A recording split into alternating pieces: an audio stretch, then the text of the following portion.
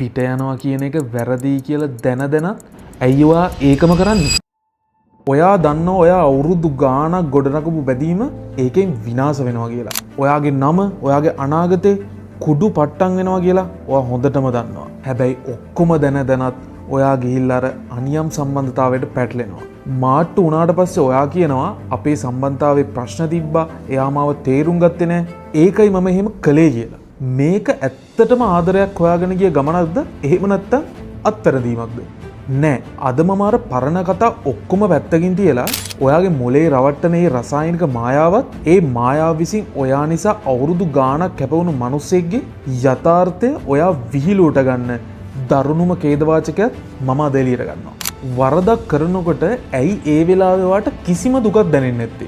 මනෝවිද්‍යාවේ මේකට කියන්නේ කම්පාර්ට්මෙන්ටලයිසේෂන් කියලා. එහෙම නැත්නම් මානසික කුටීර බෙදීම කියලා. ඔයා ඔයාගේ ප්‍රධාන සම්බන්ධය එක කාමරයකට දාලා ලොක් කරනවා. අර රහස් කාමරේදී අර හොර මැසේජස් දානකොට ඔයාලා හැංගිලා හම්බෙනකොට ඔයාගේ මොළයට ඩොපමින් අතිවිශාල ප්‍රමාණයක් විදිනවා. ඔයා හිතනවා මේක තමයි නියම ආදරය කියලා. ඔයා ආදරේ අර තහනම් දෙයි කරනකොට එන ත්‍රිල් එකටයි අලුත් කෙනෙක් ඔයා ආකර්ෂණය කරද්දී ලැබෙන ලාභ සතුටටයි.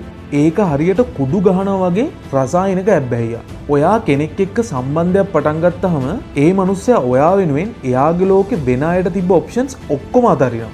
එයා එයාගේ තරුණ කාලේ ශ්‍රමය, සල්ලි ඔක්කොම ඔයා වෙනුවෙන් ආයෝජනය කරනවා. ඔයා හොරෙන් වෙන කෙනෙක් ළඟට යද්දී ඔයා කඩන්න අර විශ්වාසය කියන බොරු වචනේ නෙමෙයි. ඔයා කරන්නේ ඊට වඩා දරුණු අපරාධයක්. ඔයා අර මිනිස්යාගේ යථාර්ථයම බොරුවක් කරනවා. මාට්ටු උනාට පස්සේ අර මිනිස්යාට දැනෙන්නේ තමන් අවුරුදු ගාණක් ගත කරපු ජීවිතේ තමන්ගේ හීන ඔක්කොම විහිළුවක් වුණා වගේ දැනෙන හැඟීමක්. ඔයාගේ විනාඩි 5 රසායනික සතුට වෙනුවෙන් ඔයා ලොකු හොරකමක් කරන්නේ. ඒ මිනිස්යාට කවදාවත් ගන්න බැරි එයාගේ කාලයයි එයාගේ මානසික නිදහසයි. සමහරු කියනවා ඒ සම්බන්ධයෙන් මම සතුටු වුණේ නැහැ. ඒකයි මම පිට ගියේ කියලා. සම්බන්ධයක් ඇතුලේ ප්‍රශ්න තියෙනවා නම් කෙලින් කතා කරලා ඒකෙන් අයින් වෙන එක තමයි නියම මනුස්සකම. හැබැයි ඔයා කරන්න අර පරණ සම්බන්ධතාවයේ තියෙන ආරක්ෂාවක් තියාගෙන හොරෙන් අලුත් එකේ තියෙන සතුටත් විඳින එක ඒක ආදරයක් නෙමෙයි. ඒක අමුමමු බියගුළුකම. දියුණු මනසක් තියෙන පිරිමියෙක්ට හරි ගෑණියෙක්ට හරි ඔය වගේ ආශාවන් එනවා. ඔවුන්ටත් ලස්සන මිනිස්සු හම්බෙනවා. හැබැයි ඔවුන් දන්නවා පක්ෂපාතීත්වය කියන්නේ හැඟීමක් නෙමෙයි කියලා.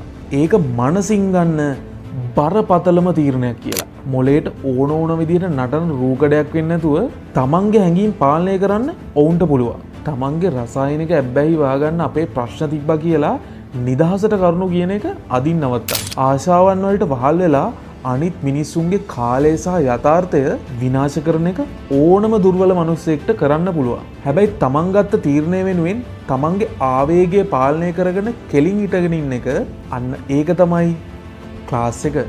දැන් තීරණය ඔයාගේ. රියැක්ට් කරන්න එපා. හිතන්න පටන් ගන්න.